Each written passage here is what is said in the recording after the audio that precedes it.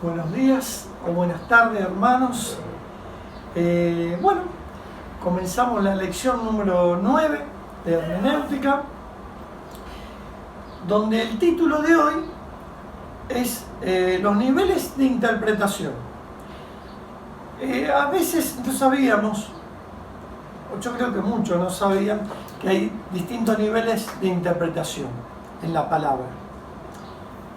No niveles de espiritualidad ni nada por el estilo, no, sino hay 3 niveles de interpretación que podemos verlo, gracias al Señor, que nos enseña de qué manera están en la palabra.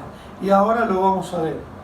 Pero primero, para entrar en la clase, vamos a leer en Colosenses, capítulo 1, versículos 15 al 17. Él es la imagen del Dios invisible, el primogénito de toda creación, porque en Él fueron creadas todas las cosas, las que hay en los cielos y las que hay en la tierra, visibles e invisibles, sean tronos, sean dominios, sean principados, sean potestades. Todo fue creado por medio de Él y para Él, y Él es ante todas las cosas y todas las cosas en Él subsisten. Bien, hermanos, ustedes habrán conocido a personas que le gustan informarse, ya sea por la radio o por el diario. Ahora muchos lo usan por el diario digital, otros lo usan por televisión, por lo que fuera. Entonces siempre dice, a mí me gusta, por excelencia me gusta escuchar la radio para interiorizarme. Bueno, pero dejemos bien en claro esto, que Cristo es el medio por excelencia que Dios utilizó para darse a conocer hacia nosotros. Él utilizó a Cristo para darse a conocer, para que conozcamos al Señor en todo momento, en todas las cosas. Y todo lo que Él quiso que queda registrado, lo vamos a encontrar en la Biblia. Todo lo que Dios quiera que encontremos en la Biblia, lo vamos a encontrar. Hay cosas que no las vamos a saber, hay cosas que a lo mejor las vamos a saber luego, más adelante, o cuando ya no estemos en la tierra, pero todo lo que Dios quiere que sea conocido lo utiliza Cristo y nosotros lo podemos tener en la Biblia. O cuántas veces habremos pensado, ¿qué hubiera hecho el Señor ante este problema que tenemos? Muchas veces lo pensamos. Y volvemos a la palabra. Y la palabra a veces, a ustedes le habrán pasado, que un versículo en un día dice una cosa y el mismo versículo en meses después o años dice otra cosa. Porque no tiene fin. Es constantemente nos ayuda. Dios nos ayuda en todo momento. A veces parece que estamos lejos, que no nos oye. Pero Él nos oye y en el momento que Él diga hasta aquí es. Vamos a leer en Hebreos, capítulo 1, versículo 1 y 2. Dios, habiendo hablado muchas veces y de muchas maneras en otro tiempo a los padres por los profetas, en estos postreros días nos ha hablado por el Hijo, a quien constituyó heredero de todo, y por quien asimismo hizo el universo. Estos registros fueron llevados adelante porque los denominamos agentes de revelación. Si ustedes recuerdan, hace 2 domingos atrás, Florcita habló de esto, nuestra hermana habló de esta revelación. Entonces, si bien la palabra de Dios encontramos lo que necesitamos para tener la vida, y piedad. Vamos a leer en 2 de Pedro 1:3. Con todas las cosas que pertenecen a la vida y a la piedad nos han sido dadas por el divino poder, mediante el conocimiento de aquel que nos llamó por su gloria y excelencia. Bien, o sea, todo lo que necesitamos para vivir una vida plena y sabia que agrade a Dios. Y cuidado con esto, que agrade a Dios, porque a veces pasamos cosas que al Señor le agrada y que nosotros a veces no la queremos pasar, o que nos gustaría que fuera de otra manera, o que no queremos hacerla. Pero si al Señor le agrada, es bueno para nosotros. Totalmente que es bueno para nosotros, si al Señor le agrada. Por eso es importante que necesitamos vivir una vida plena y sabia que agrade a Dios. La mayoría de las cosas que vivimos, muchas veces que no nos gustan, sirven para pulirnos. Para pulir nuestro carácter, para pulir nuestra forma de pensar, para ser mejores, obviamente que para ser mejores. No siempre quiere decir que estamos de acuerdo con lo que nos toca vivir, ni que nos va a gustar pasar por algunos momentos que son bastante amargos, ¿no? Pero la palabra dice que todo nos ayuda bien, así que bueno. El principal propósito de la palabra de la Biblia es la revelación, es que nos revela el plan de redención. Él nos revela, nos muestra, nos dice el plan de redención. Por eso el Evangelio es el tema central. Pero la buena noticia, que hay posibilidad de estar a cuentas con Dios a pesar de nuestra imposibilidad, a pesar de nuestra pecaminosidad, para hacer esa reconciliación posible. Yo por lo menos he escuchado muchas veces a personas que dicen: ¿qué me va a perdonar el Señor con todos los pecados que tengo? ¿Qué me va a perdonar porque yo hice un pecado muy grave? Somos nosotros los que le damos peso al pecado. Somos nosotros los que pensamos que el Señor no nos va a perdonar. Es verdad. Nosotros por sí no nos merecemos nada, ni la eternidad. Sino, vuelvo a repetir, la buena noticia es que hay posibilidad de estar a cuenta con Dios. El Señor nos perdona, a pesar de nuestra imposibilidad, porque sin Él nada es posible. A pesar de nuestros pecados que llevamos, que cometimos ayer, hoy y que cometeremos mañana, porque todos cometemos pecados, desde el pensamiento hasta nuestros hechos, todos cometemos. No hay una persona que no tenga pecado. Hubo una, que fue Cristo. Y lo crucificamos. Así. Entonces, es fundamental la reconciliación que sea posible, pero para eso estar en el Señor, en el plan de la redención. En 2 Corintios dice, del 18 al 19. Y todo esto proviene de Dios, quien nos reconcilió consigo mismos por Cristo y nos dio el ministerio de la reconciliación, que Dios estaba en Cristo reconciliando consigo al mundo, no tomándoles en cuenta a los hombres sus pecados, y nos encargó a nosotros la palabra de la reconciliación. Dios llevó adelante esa reconciliación. Él y solo Él la hizo posible. No hay otra persona. Y la Biblia relata esa historia, el drama de la redención. Con esta idea central en mente, podemos encontrar en la Biblia tres niveles de interpretación en todo lo que es la narrativa. El primer nivel, el más superior, el tercer nivel, digamos, llamado a veces metanarrativa. Este nivel tiene que ver con todo el plan universal que Dios ha preparado a través de su creación. Podemos ver este drama de la redención en cuatro títulos o cuatro formas, cuatro actos en la Biblia. Primero, en Génesis 1 y 2, la creación. Ese sería el primero, la creación.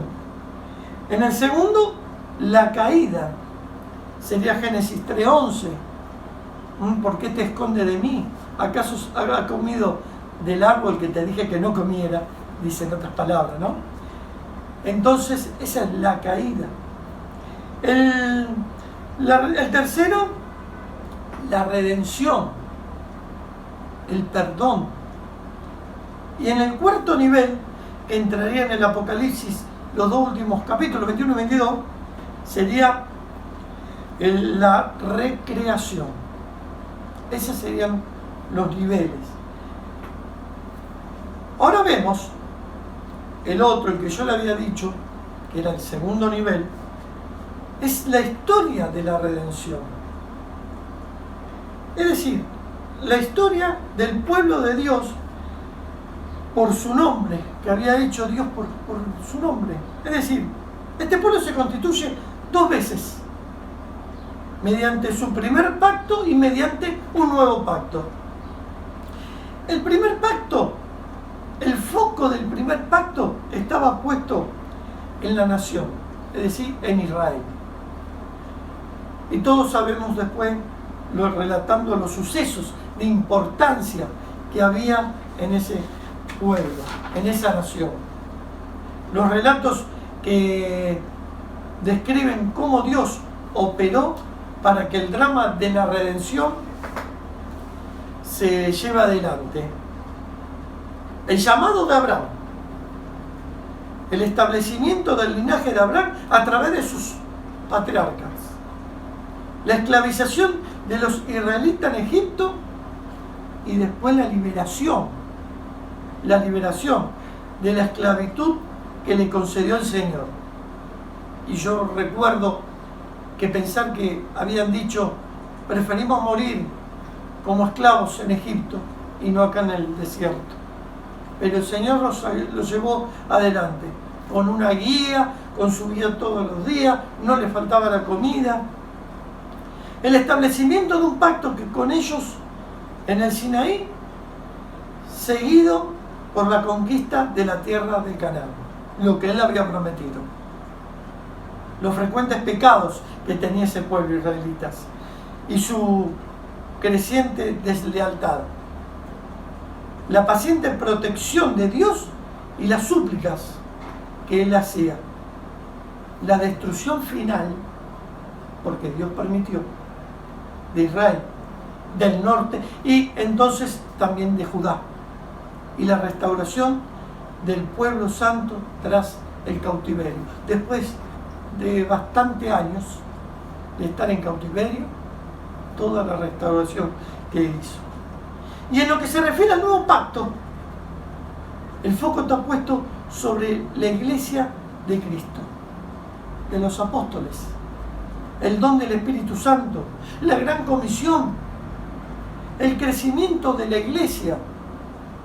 Y acá cuando decimos el crecimiento de la iglesia, no es el crecimiento que un templo tenga de 200, al otro día 500 y a la otra semana 700 personas, no, es el crecimiento espiritual, es saber más de Dios, de cómo actuamos nosotros. El crecimiento de la iglesia, la persecución, la santificación y también vuelvo a repetir el crecimiento espiritual en su forma y glorificación. En todo momento el foco es Cristo. Es Cristo.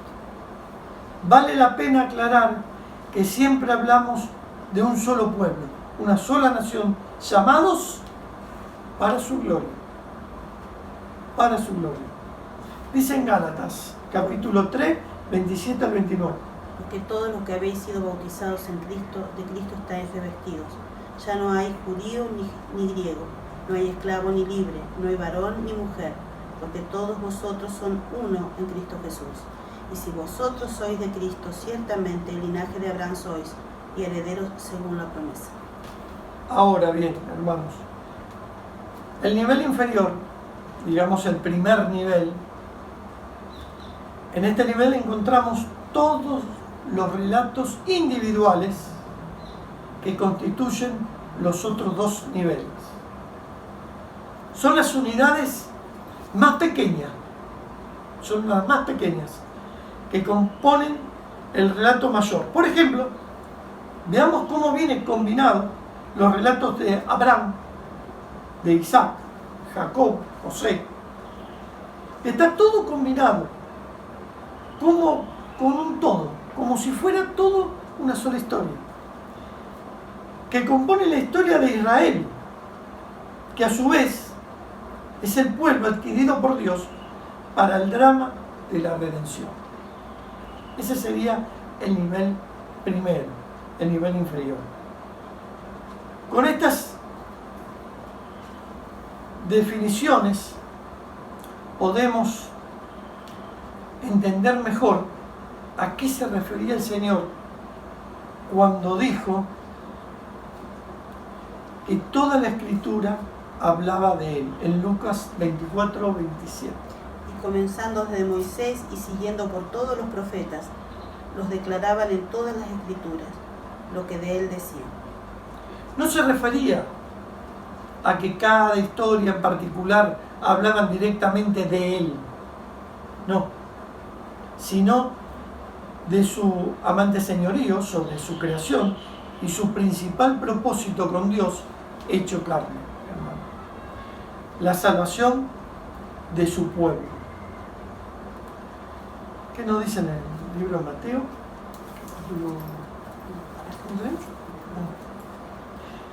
Y dará a luz y llamará su nombre Jesús, porque él salvará a su pueblo de sus pecados. Hermanos, es el Señor Cristo. Cristo es la base para conocer a Dios, para estar con Dios. No se puede decir, creo en Dios y no en el Señor Cristo. No se puede hacer.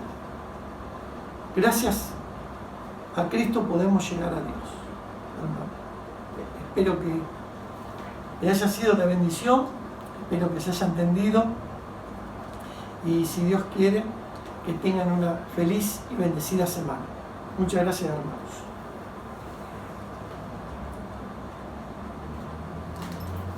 Vamos a tener una oración. Señor y Padre que estás en el cielo, gracias te damos por este día, por estar con nosotros, por no abandonarnos, Señor, porque siempre estás para sostener a tu pueblo. Gracias te damos, Señor. Gracias por esta porción de la palabra que pudimos compartir y gracias por la vida de cada uno de mis hermanos. Gracias, Señor. En el nombre de Cristo Jesús. Amén. Amén.